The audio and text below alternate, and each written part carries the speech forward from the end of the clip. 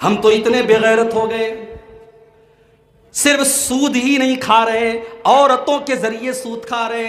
बड़े शौक से आज गांव गांव में ग्रुप लोन लिया जा रहा है। बैंक का मैनेजर आता है, बैंक का कर्मचारी आता है, मर्द खड़ा है, मर्द से बात नहीं करता, अंदर से महिला आती है, अंदर से औरत आती है, माँ आती है, बेटी आती है, बहू आती है, उसके हाथ से वो पैसा लेता है, उसके हाथ में वो पैसा देता है। ओ लोगों, हम सूद खोर हो गए, हम हराम खोर हो गए, और हम साथ में दयूस भी हो गए, हम बेगैरत भी हो गए। हमने अपनी बेटियों के जरिए सूद खाया, हमने अपनी बहुओं के जरिए सूद खाया, हमने अपनी बीवियों के जरिए सूद खाया। हो लोगों, एक तो सूद इतना बड़ा गुनाह है कि कुरान कहता है फ़इल्लम तफ़अलू फ़अज़नू बिहर्बिम मिनल्लाहि व रसूलिही। हो लोगों, अगर तुमने सूद खाना ना छोड़ा, अगर तुमने ब्याज खाना ना छोड़ा, तो तुम अल्लाह से जंग करने के लिए तैयार हो जाओ, तुम रसूल से जंग करने के लिए तैयार हो जाओ। गोया सूद खाना, ब्याज खाना, ये अल्लाह के साथ जंग करना है, ये रसूल के साथ जंग करना है। मौलवी साहब, बड़ी मजबूरी में हम सूद पर कर्जा लेते हैं। किस बात की मजबूरी है? मर रहे थे तुम, बगैर सूद खाए मर रहे थे तुम, अपनी सहूलतों को तुम मजबूरी का नाम देते हो। मजबूर थे हम, तुम कोई मजबूर नहीं थे। सूद खाना किसी की मजबूरी नहीं है। मजबूरी इसको कहते हैं कि आप भूख से मर रहे हैं, खाने की कोई चीज नहीं मिल रही है, सामने सूअर का गोश्त पड़ा है। कुरान कहता है फमन इस्तुर्रा गैर बागिन वला आदिन फला इस्मा अलैह। जान जा रही है, अगर वो सूअर का गोश्त नहीं खाया तो नहीं बच सकते, वो मुर्दार नहीं खाया तो नहीं बच सकते। इस्लाम कहता है उतना खा लो जितने में तुम्हारी जान बच जाए। सूद खाना कोई मजबूरी नहीं, हमने मजबूरी बनाया है मेरे भाई। और याद रखो, जब एक मर्तबा आपके घर में सूद की लानत आ गई, फिर उसकी मनहूसियत आपके घर में ऐसी महसूस होगी, न घर में चैन होगा, न सुकून होगा।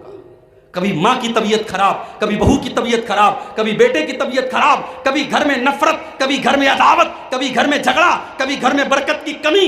एक सूद और ब्याज अपने साथ 1000 किस्म की खराबियां लाता है। इसीलिए अल्लाह ने फरमाया यमहकुल्लाहु रिबा व युर्बि सदक़ात, अल्लाह सूद को मिटाता है और सदका और खैरात को बढ़ाता है।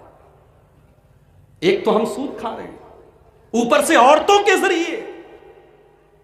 मुझे कहने दीजिए, आपके गांव में जलसा होता है, चलो अच्छी बात है, जलसा शादी से भी बड़ा मौका होता है। दामाद के ससुराल के अगर गांव में जलसा है, दामाद अपनी पूरी फैमिली के साथ ससुराल पहुंचता है, मेहमान नवाजी उसकी होती है, बहुत अच्छी बात है, यहां तक तो ठीक है। अब हो क्या रहा है? हो ये रहा है कि 20-20 साल की लड़कियां, 25-25 साल की जवान लड़कियां बेहतरीन मेकअप करके, सज करके, संवर करके, खूबसूरत रंगीन चूड़ियां लगा करके और ज्वेलरी पहन करके, ईयर रिंग पहन करके और लिपस्टिक लगा करके और दुनिया भर के मेकअप के आइटम पोत करके वो बेपर्दा जलसे में चली आ रही हैं। माफ कीजिए, माफ कीजिए मेरे भाई, इसी को शरीयत में बेहयाई कहा गया है, इसी को शरीयत में बेहयाई कहा गया है। और अगर शौहर के सामने उसकी बीवी बेपर्दा होकर के निकलती है, अगर बाप के सामने उसकी बेटी बेपर्दा होकर के निकलती है, अगर भाई के सामने उसकी बहन बेपर्दा होकर के निकलती है, भाई को कोई फर्क नहीं पड़ता, शौहर को कोई फर्क नहीं पड़ता, बाप को कोई फर्क नहीं पड़ता, तो याद रखो वो बाप बेगैरत है, वो भाई बेगैरत है, वो शौहर बेगैरत है। और अल्लाह के नबी फरमाते हैं सलासतुन ला यंजुरुल्लाहु अज़्ज़ा व जल्ला इलैहिम यौमल क़ियामा, 3 लोग ऐसे होंगे क़यामत के दिन अल्लाह ताला उनकी तरफ देखेगा भी नहीं, उनसे बातचीत भी नहीं करेगा, उनको पाक और साफ भी नहीं करेगा। कौन से 3 लोग? आपने फरमाया अल आक़ुल वालिदैहि, अपने माँ बाप को सताने वाला, वल मरअतुल मुतरज्जिला, और मर्दों का तरीका अपनाने वाली औरत, वद्दयूस, और वो बेगैरत मर्द, अल्लज़ी युक़िर्रु फ़ी अहलिहिल खुबुस, जिसके परिवार में बेहयाई का काम हो, बदकारी का काम हो और उसको कोई फर्क न पड़े।